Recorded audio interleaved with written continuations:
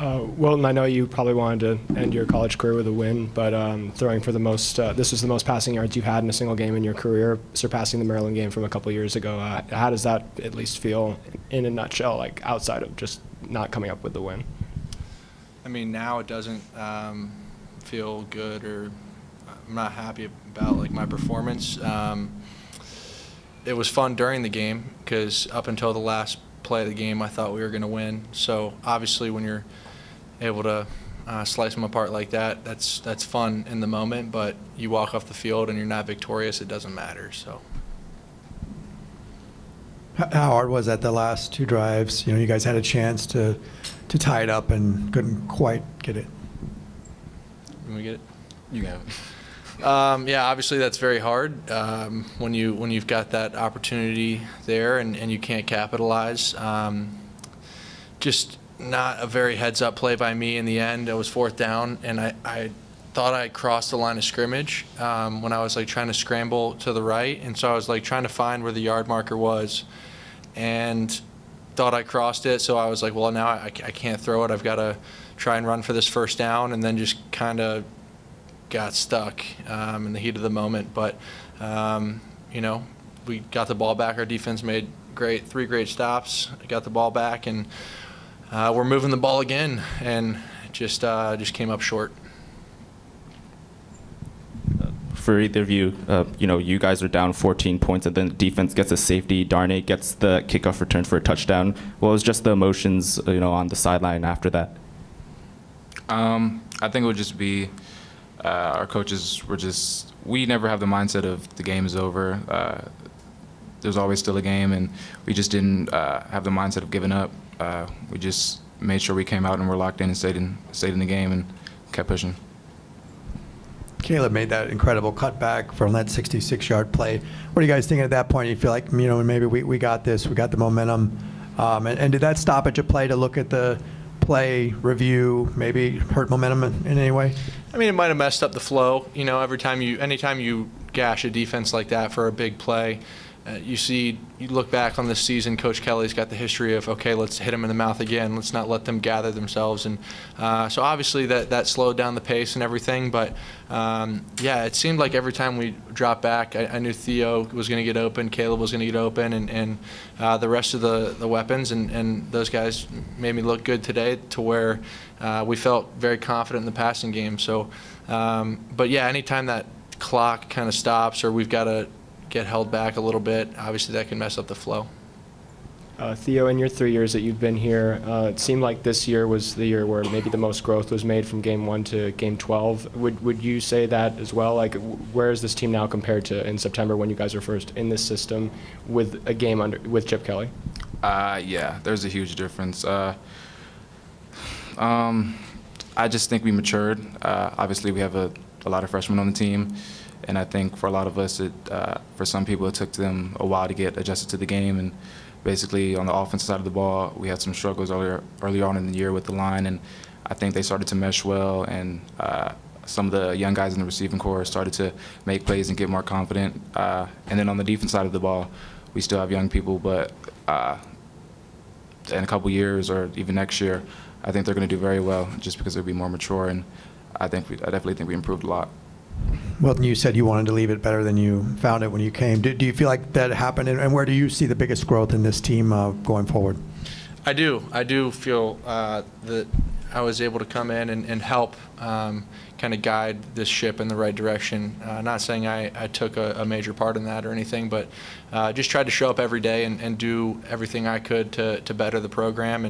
And you know, when I came here in June, we had guys that were hungry, but maybe didn't really know what they were hungry for in terms of how can we operate to build a successful program, not a successful team, but a successful program. And I think if you look at the growth from Cincinnati to Stanford, it's a completely different ball club, like Theo was saying. And that's a testament to the coaching staff, the older guys with the leadership, and the young guys not saying, okay, this is my first year. We've only won 3 games. I can just write this off as a red shirt, or it doesn't matter because I've got 3 more. It was a collective effort all the way across the board in Wasserman that made this year successful despite the win-loss column.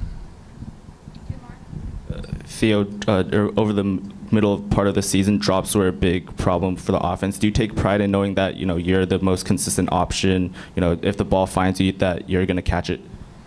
Yeah, I think I've always really took pride in catching the ball. Like I've said before, I've had my struggles with drops, but it's just important to be mentally strong. I think a lot of our guys on our receiving core are mentally strong, and even though there was drops in the earlier part of the season, I kind of just told them to keep going, and those are all plays that and catches that we made in practice and games and stuff like that. So one thing I'll add about Theo, which he's obviously super humble, he won't talk about, is I saw a stat that he had maybe 60 balls thrown to him and not one drop, and I don't think that he dropped one. I threw a couple low passes to him in the SC game. But like in practice last week, I threw him a ball, and that was a good ball, but and he dropped it, and it was, he's a special wideout when the whole offensive staff, players, the backups, everyone kind of froze and were like, wait, what just happened? Because it's so rare. It happened maybe once or twice since I've been here, so pretty awesome. Theo, what was your kind of emotions when you saw Caleb on that big 66-yard play with the cutback? I mean, what was kind of the excitement level in the huddle, and what were you feeling at that time? I don't know, just a lot of excitement. Those are plays that I think we've all seen Caleb make all throughout the year, and we just know he's a guy who's capable of stuff like that. But just excitement.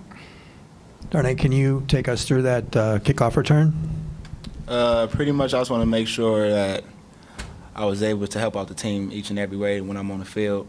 So I had to get back the play that I gave up a touchdown. So I felt like I do what I got to do just to make sure we get on the board. So each and every time I'm able to touch the rock, I want to make sure that Chip doesn't call another play.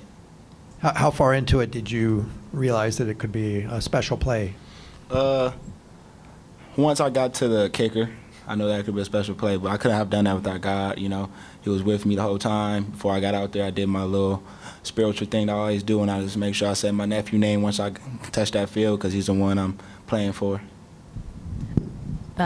Chip has had you guys fair catch a lot of kickoffs. I know that one was a little bit backed up. So what was your feeling when you knew that you were able to actually return it and not have to fair catch that one? Let's play ball. Josh, it looked like you were going through a lot of pain there in the second half. You went into the injury tent, I think, at one point. Was that probably the most pain you've had to go through in a game that you didn't have to just sit out because you were ruled out with an injury? Is this hardest? It was tough. They have a great defense. It was tough. At this point in the season, everyone's banged up. So, yeah, it was tough. But, physically I felt fine. But, yeah, thanks. So like Stanford made a concerted effort to stop the run game. How did you kind of counteract that? What did you see from them, and what were the challenges? Oh, they were great. They have a great D-line. They're tremendous. They're a great tackling team. So, they've always been that way ever since Coach Shaw's been there. They've always been well coached. They're great. We got to give them credit that they're consistent for sure. Darnay, could you talk a little bit about how big J.J. Arcega-Whiteside was? It seems like during the second quarter, Stanford just kept throwing up jump balls to him. He's definitely a blessed player, God gave him a lot of talent. I wish him the best in the next level. What were you guys feeling when Caleb made that amazing cutback on that 66-yard play? I felt like you guys had a lot of momentum. What were you kind of thinking and feeling at that moment? Oh, yeah, for sure. We know how big of a player Caleb Wilson is. He's the best tight end in America, so we love him. We have confidence in him. And he makes plays consistently. Whenever we throw him the ball, he makes plays. So he's so big time for our offense. And, yeah, for sure, we were excited, definitely. This is for either one of you guys. We were just talking to Wilton and Theo about how much this team has grown since the start of the year. Where are some specific areas that you've seen this team grow, and how much different is this team now compared to the first game? Right when Chip walked in, he came in with installing us a growth mindset, There's going to be a lot of ups and downs in life and definitely on the field. So as you guys can see, we played our butts off since day one. We came up short several times, but next year those little setbacks are not going to be setbacks. They're going to be W's. Yeah. Building off of that, it was just about teaching us, mental toughness, the growth mindset. about how we can build our skills. He just taught us a lot about discipline.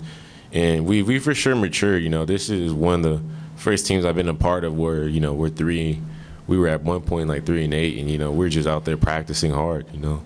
They keep us motivated, and we really embraced it for sure. Obviously, you guys are a young team. What have you learned from the juniors and seniors?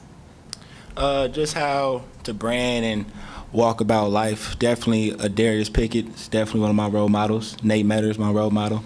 They just show me how I should walk around in life and just have faith about everything, because, you know, they've been through a lot of things in their life, and just to go through it with a smile on your face, just how J.K. walk in the building with a smile on his face each and every day. It could be after a blowout, he's smiling. I'm like, yeah, I got to change my attitude, you know. So just about being the same person every day. Yeah, thank you. But yeah, it's just, you know, I consider I'm not saying I'm a senior, but I consider myself part of the older guys. Only been here for 2 years, but, you know, when I got here, it was like other guys who told me, like, you know, just be you, just work hard. And that was the emphasis I brought, because working hard, it gets you a lot of places in life. So they really stressed that to each and every one of the young guys here. You know, we've embraced it. We got a young guy right here that's one of the best in the entire country. He's embraced it. So I think it's great that we got guys like this all over the place. After Darius had that interception on Stanford's first possession, knowing that this is his last game at UCLA, what was just the energy like on the sideline? He shared on the sideline that his first game after Roosevelt, he had an interception, so he exited the building with another interception. So it's just guys doing, you know, you can't plan that out at all, you know. So he's just a blessed man. I can't wait to see what he does in the All-Star game and what he has in store for his family once draft day come around. Yeah, you know, Pick, he's been great. He's our leader, you know. It's just crazy, like how Darnay mentioned. You know, it feels like sometimes when you're playing, it feels like it's just God's purpose, you know. You just get to pick your first game, and then you get to pick your last game. It feels like that's not a coincidence at all. He's just been great. He's a great tackler.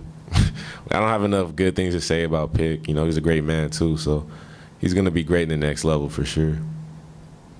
Thank you, guys. Appreciate it.